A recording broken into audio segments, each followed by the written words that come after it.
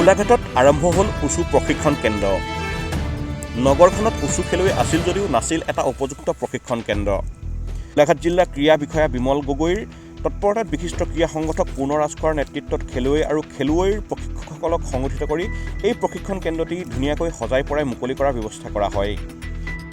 বৃহস্পতিবাৰে সন্ধিয়া প্ৰবীণ গগৈৰ ইনডোৰ ষ্টেডিয়ামত জিলা ক্ৰীড়া বিষয়া বিমল গগৈ আৰু ৰোহিত গগৈয়ে ফিতা কাটি আনুষ্ঠানিকভাৱে কেন্দ্ৰটি মুকলি কৰে। খেলুৱৈসকলে উপযুক্ত প্ৰশিক্ষণ গ্ৰহণ কৰি গোলাঘাট জিলালৈ গৌৰৱ কঢ়িয়াই অনাৰ লক্ষ্যই হৈছে অনুষ্ঠানটোৰ মূল উদ্দেশ্য।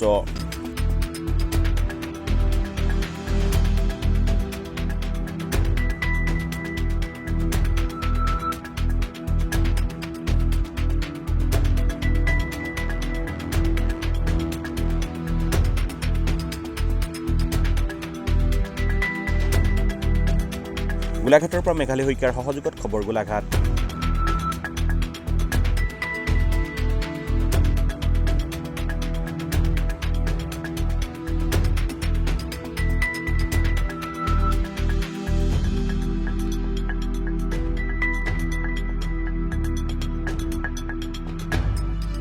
সাত বজাত গোলাঘাট জিলা এছ'চিয়েশ্যন আৰু গোলাঘাটৰ বহুকেইজন উদ্যমী যুৱকৰ উদ্যোগত গোলাঘাটৰ ইনডোৰ ষ্টেডিয়ামত উচুৰ এটা প্ৰশিক্ষণ শিবিৰ মুকলি হৈছে।